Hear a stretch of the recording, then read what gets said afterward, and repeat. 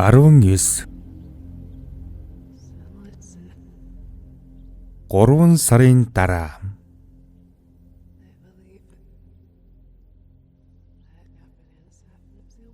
эцэст нь бүх зүйл болоод өнгөрлөө.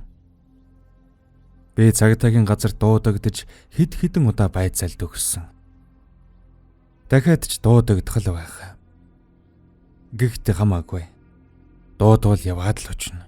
Өнөөх хэлдэг үгсээ л хэлэх болно. Тэд намайг алзангийн өвхөлд буруутгах гэж оролдсон. Намайг төвний бүх ясыг хугалаад бункер рүү чигсэн гэж тэд тулгахыг хүссэн л дээ. Гэвч эцсийн эцэст хэн тийм зүйлд итгэх вүлээ? Эн чинь эрүүл ухаанаар бодоод үзвэл ямар ч боломжгүй зүйл шүү дээ. Бас дээрээс нь өнөөх 9 давхрын залуу надад тосолхууц мэдээллийг цагдаа нарт өгсөн. Тэр цагдаа нарт хэлэхдээ халдсан толгойтой галзуу үгэн 32 дуудын шин залууг алах гэж оролдож байсныг би харсан. Тэгснэ юунд ч юм чирэгдээд бункер рүү орчихсон. Хэдий идэхэд бэрхчгэлэн тэр халдсан өөрөө өөрийгөө хорлож байсан юм.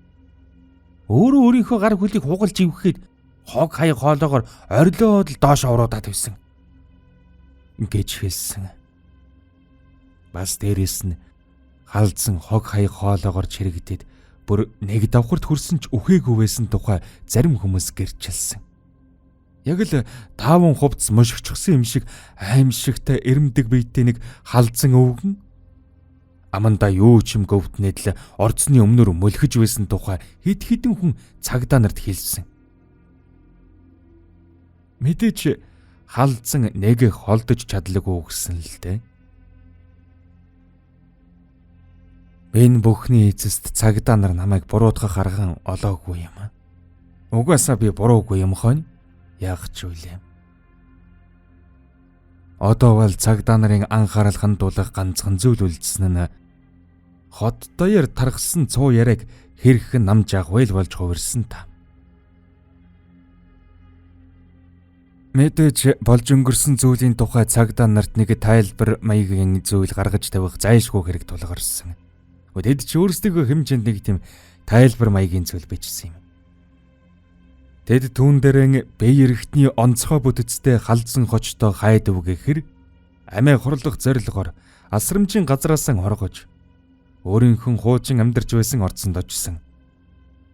Халдсан хайдаг угаас сэтгцийн өвчтөй бас дээрэс нь амиа хурлах тэр үедэн их хэмжээний хар тамхи хэрглэж гисэн байсан тогтоогдсон.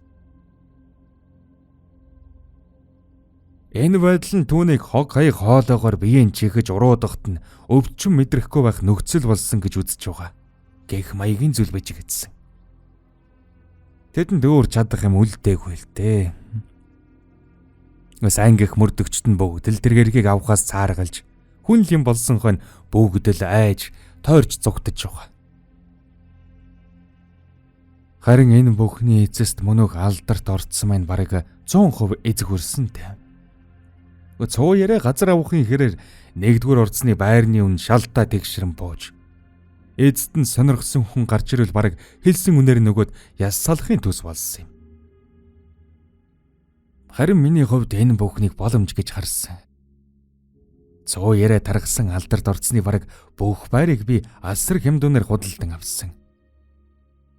Орхигдоод байсан орцыг бүгд нь хариуцаж засвар тогтжилт хийж гэрэл гэгээтэй үлгэр жишээ орцуулган өөрчилсөн тоо.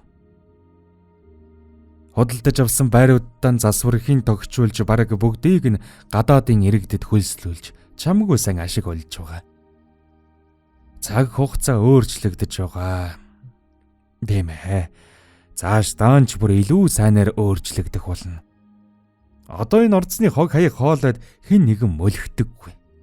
Шөнөөр айлуудын хаалга тогшиж маахгүйх явдал гардаггүй. Цуу яриа баг багаар мартагдж байгаа. Тийм ээ. Бүх зүйл сайн сайхан тал рууган эргэсэн. Одоо би энэ горцныхон 32 тоотод хамгаас гайртай бяцхан зээ өхөнтэйгэн амьдарч байгаа. Миний хамгаас гайртай бяцхан халиун. Эрүүл саруул дэгдэн дэрвэх мах цусны минь тасрах энэ бяцхан охиныг би энэ жил сургуульд оруулах бэлтгэлийг нь хангаж байна. Эцэст нь би хайж явсан амьдралынхан утга учир аз жаргалыг олсон нь энэ. Халиуны минь надад үлдээсэн эрдэнэс. Жижигхэн бяцхан халиун. Би энэ бяцхан охинд хорвоогоос амсах боломжтой бүх аз жаргалыг амсуулахын төлөө байгаа бүхнээ зориулах болно. Төгсөв. Зохиолыг бичсэн Trinity. Дуу оруулсан Б. Оргилволд. 2024 он. Эсаудыг нэрглэн гаргасан аудио номыг сонгосон танд баярлалаа. Хэрв танд энэхүү зохиол таалагдсан бол та өөрт төрсэн сэтгэгдлийн дор сэтгэл хэсэгт бичээрэй. Баярлалаа.